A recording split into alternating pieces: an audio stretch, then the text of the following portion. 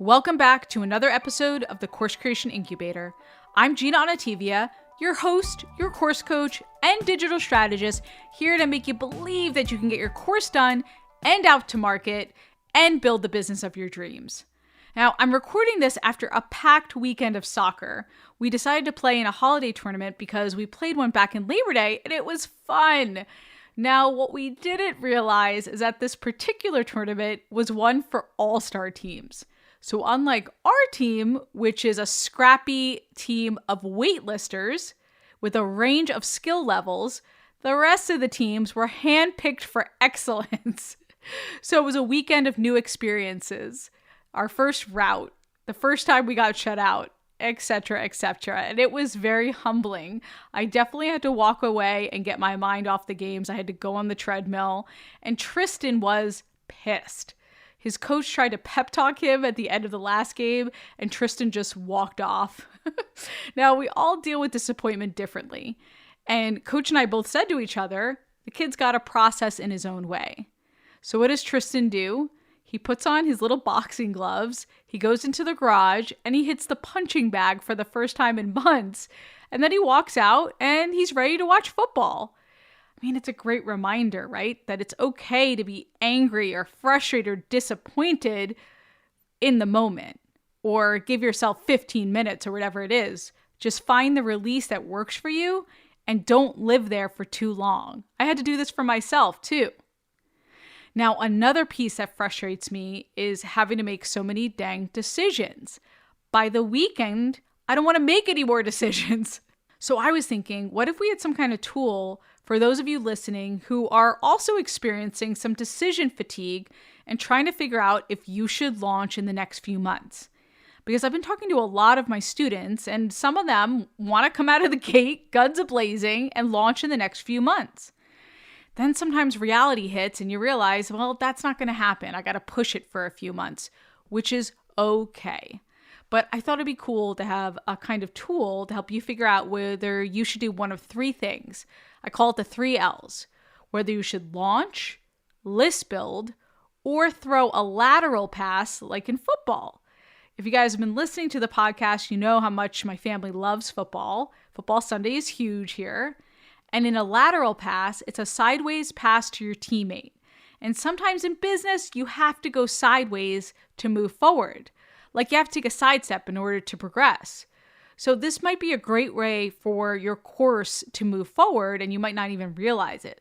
So in this episode, I'm going to walk through these 3 paths, these 3 L's, so you can figure out which path is right for you. I thought first and foremost we'd start with launching, because I get a lot of questions about that. Should I full out launch in the next few months? And I'm going to ask you a few questions or offer up a few pieces of criteria. So first criteria, are your students demanding your online course or your online program? Are there already people saying, hey lady, where's your course? I've mentioned Megan, who trims donkey hooves before, and she had an audience that was saying, like, when's the course coming out? I need to learn from you. And a lot of times people with Facebook groups like Megan, you have a prolific Facebook group, you're serving your students at the highest level, you're adding value, your students will naturally come to you and say, hey, where's the paid course? How can I buy from you? So if you're in a position where people are asking that, you likely should launch. Another way that this shows up is if you're a consultant or you're a coach and people are looking for a cheaper option from you. Now, they're not going to say, hey, where's your cheaper option, right? This might show up as, I would love to work with you, but the budget isn't here right now. What alternative options do you have that I can work from you or learn your content and learn your system? And this is where a course is awesome for coaches and consultants. I'm working with a done-for-you client right now where companies, smaller companies, might not have the budget to pay them to work with them, but the course really fills that hole for folks who want to learn their processes, want to learn their systems, and then eventually might be able to work one-on-one with them. So a course is a great way for them to start their funnel and then build up leads for their consulting agency. Okay, so number 1, is there an existing demand? Question or criteria number 2 is a different version of number 1 or a twin of it. Do you have an active wait list? This is a great strategy I talked about back in episode 63.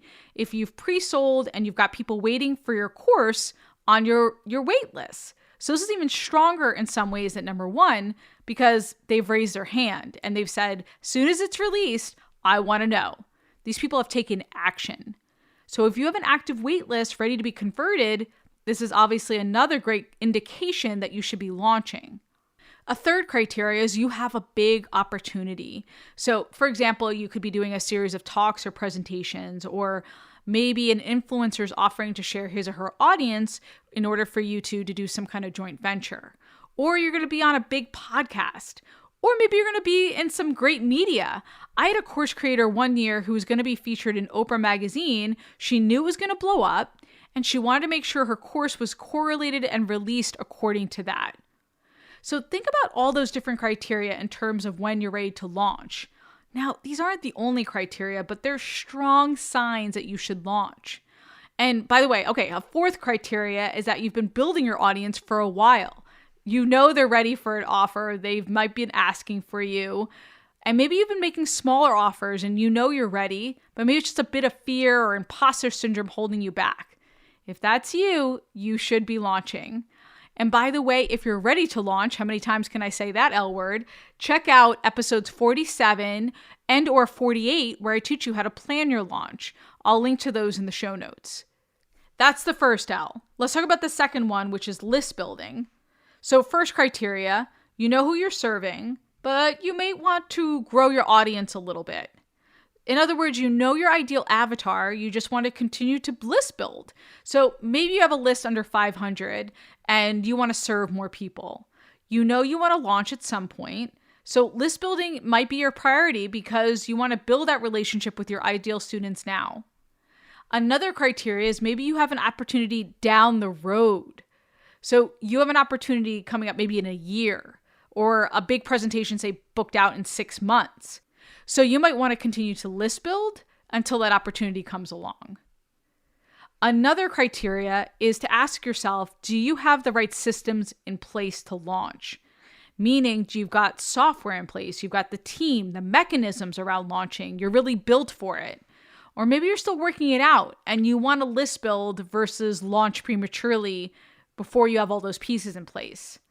Now, this is a smart business move because by taking the time to set up your systems and make sure that everything is running smoothly, you're pretty much setting up your launch for success.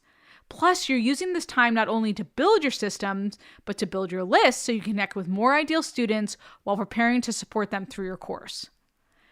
Okay, final L, which is the side step, the lateral. It's not a back step, it's a side step. It's a pivot in your course-based business.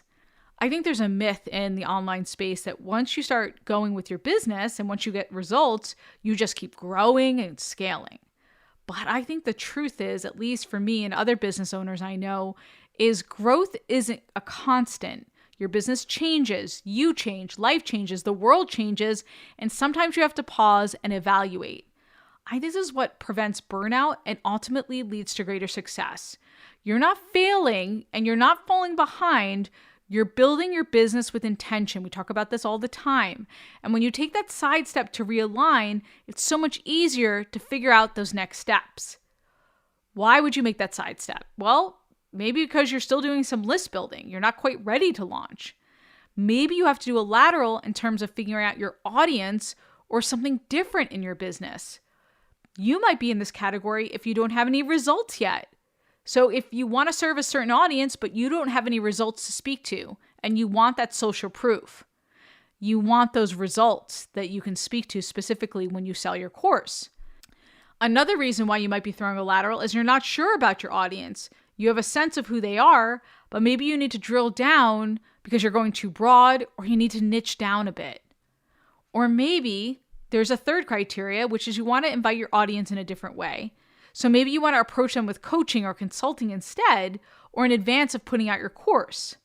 So you want to figure out your audience, you want to get those results, figure out what's really needed here to efficiently list build and then launch. So you could see how they kind of build on each other. So that lateral then can go to the list build and then goes to the launch.